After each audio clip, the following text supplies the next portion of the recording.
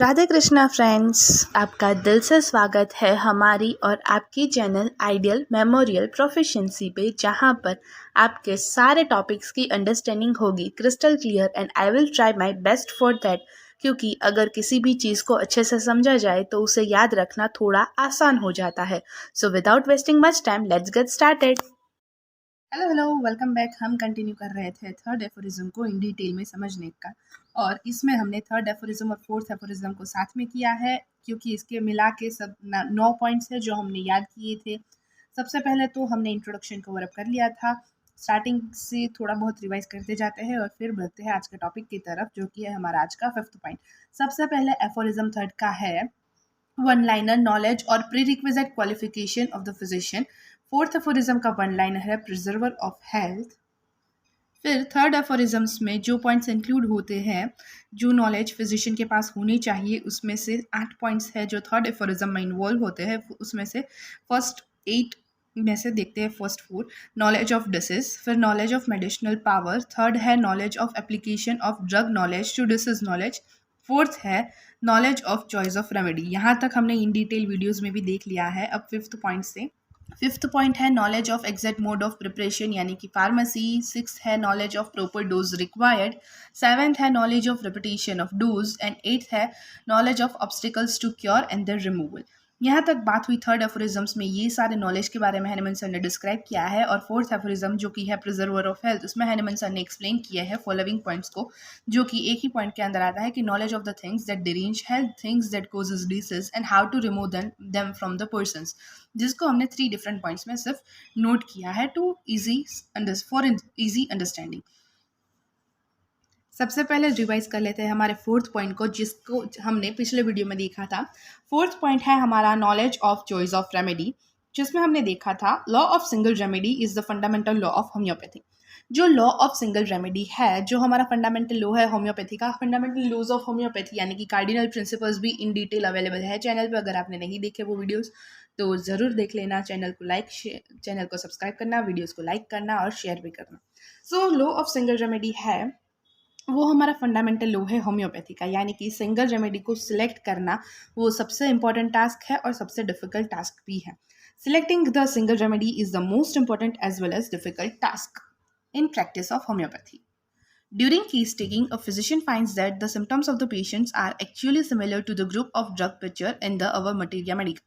Case taking के दौरान physician क्या देखता है कि कुछ सिम्टम्स जो उसने पेशेंट से लिए, उसकी जिसकी बेसिस पर उसने एक ड्रग पिक्चर बनाया, टोटालिटी बनाई, वहीं सेम ड्रग पिक्चर या टोटालिटी उसको मटीरिया मेडिका में भी मिलती है। यानी कि सिम्टम सिमिलरिटी की बेस पर मोस्ट सिमिलम मेडिसिन उस पेशेंट को देनी होती है। But only the most simillimum and the single remedy has to be administered at a time. जो हमने अभी बात की वहीं, कि सबसे ज़्यादा सिमिलम मेडिसिन है, वहीं सिंगल रेमेडी के फॉर्म में हमें पेशेंट को एडमिनिस्टर करनी है एक टाइम पे। So, this process of considering only the peculiar and uncommon symptoms will help the physician in selecting the single remedy. और इसीलिए ये जो प्रोसेस है कंसिडर करने की, जो मोस्ट पिक्यूलर सिम्टम्स है, जो मोस्ट अनकॉमन सिम्टम्स है, वो फिजिशियन को हेल्प करता है कि कौन से सिंगल रेमेडी है वो उसको सिलेक्ट करनी है। All the symptoms altered by the physician are not of equal value, यानी कि सारे सिम्टम्स जो पेशेंट ने दिए होते हैं और जो फिजिशियंस ने लिखे होते हैं, वो सारे सिम्टम्स इंपॉर्टेंट नहीं होते या फिर उन सब सिम्टम्स की इक्वल वैल्यू नहीं होती। तो फिजिशियन को डिसाइड करना है कि किसको प्रायोरिटाइज करके ड्रग पिक्चर बनाना है या फिर टोटलिटी बनानी है। The physician must know the importance and worth of the symptoms in selection of the remedy. Physician को ये पता होगा कि सिम्टम्स कैसे सिलेक्ट करना है और सिम्टम्स की क्या वर्थ है, क्या वैल्यू है रेमेडी को सिलेक्ट करने में, तो ही फिजिशियन है वो राइट चॉइस कर पाएगा रेमेडी के लिए। The physician must know the importance and worth of the symptoms in the selection of the remedy. He should clearly distinguish the symptoms of utmost and minor importance. उसको ज़्यादा important और कम importance वाले symptoms को differentiate करना आना चाहिए। His choice of remedy should always be based on valuable symptoms which will reflect the totality of the case. उसकी choice of remedy भी हमेशा based होनी चाहिए valuable symptoms पे, जो उसकी totality of the case से reflect होगा।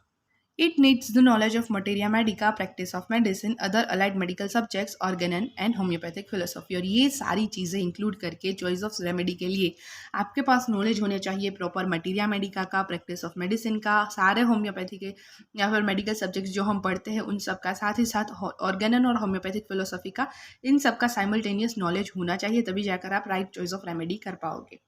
इसके साथ साथ आपको प्रॉपर केस टेकिंग और ये भी आना चाहिए। सो नाउ आज का हमारा टॉपिक है 5th पॉइंट हमारा नॉलेज ऑफ फार्मेसी, और इसी को अब कंटिन्यू करते हैं, डीप में अंडरस्टैंड करते हैं। Knowledge of pharmacy also known as knowledge of exact mode of preparation of medicine. अब इस 5th पॉइंट को हम नॉलेज ऑफ फार्मेसी भी बोल सकते हैं और ऐसा भी कह सकते हैं या 5th पॉइंट को कि knowledge of exact mode of preparation of medicine, यानी कि एग्जैक्ट मोड क्या है किसी भी मेडिसिन को प्रिपेयर करने का। तो ये सारी चीज़ें कहाँ पर आएंगी? फार्मेसी में। इसीलिए हम इसको दोनों टॉपिक्स या फिर दोनों हेडिंग्स के थ्रू डिनोट कर सकते हैं। Even after the correct selection of the medicine, the disease cannot be cured until and unless the medicine which is to be applied is genuine and of unimpaired strength so that the physician can rely upon its therapeutic power। यानी कि सिर्फ correct medicine select करने से disease cure नहीं हो जाएगा। Disease तब तक क्योर नहीं होगा जब तक जो आपने मेडिसिन सिलेक्ट की है वो सिलेक्ट की गई मेडिसिन जेन्युइन हो, उसकी स्ट्रेंथ अच्छी हो, वो बिगड़ी हुई या फिर ख़राब ना हो, और उसकी थेरापेटिक वैल्यू और पावर अच्छी हो, तभी जाकर फिजिशियन उसकी थेरापेटिक पावर पर रिले करके उस डिसीज को क्योर कर पाएगा। So the physician must know the exact mode of preparation of different medicine and he should be previously assured of this genuineness, so in case he is unable to get the genuine medicine, he is able to prepare it himself। और इसीलिए कि medicine genuine है या नहीं, physician को ये पता होना चाहिए कि मेडिसिन है वो कैसे बनती है। एग्जैक्ट मोड ऑफ प्रिपरेशन अगर उसको पता होगा डिफरेंट मेडिसिन का, तो वो खुद भी कभी कभार अगर मेडिसिन के जेन्युइननेस पर उसको डाउट है तो वो खुद वो मेडिसिन बना सकता है। So previously assured of this genuineness, अगर वो एश्योर्ड जेन्युइन नहीं है तो वो उस केस में उस मेडिसिन को बना सकता है और फिर खुद ही बनाकर उस मेडिसिन को प्रिस्क्राइब कर सकता है। All medicine can not be prepared and dispensed in every vehicle. सारे मेडिसिन है वो सभी व्हीकल में या फिर हर एक तरीके से नहीं बनती, सबकी एक अलग टेक्निक होती है। सो फिजिशियन को इसका नॉलेज होना चाहिए। The dosage of trituration can not be prepared in distilled water. जो ट्राइचुरेशन का डोसेज है वो डिस्टिल्ड वाटर में हम नहीं बना सकते, क्योंकि उसको हमें ट्राइचुरेट करना होता है शुगर ऑफ मिल्क के साथ। और aqueous solution can not be dispensed in globules, और जो एक्वास सॉल्यूशन होता है उसको हम ग्लोब्यूल्स में नहीं दे सकते। Hence the physician must know the method of preparing of dose and also the vehicles needed for different kinds of medicine. इसीलिए फिजिशियन को पता होना चाहिए कि मेथड ऑफ प्रिपरेशन क्या है डोज का और मेडिसिन का, और उसको ये भी पता होना चाहिए कि कौन सा व्हीकल की कब ज़रूरत पड़ेगी किस मेडिसिन के साथ। It signifies the knowledge of homeopathic pharmacy, और इसीलिए ये सिग्निफाई करता है, इंपॉर्टेंस दिखाता है कि होम्योपैथिक फार्मेसी का क्या इंपॉर्टेंस है।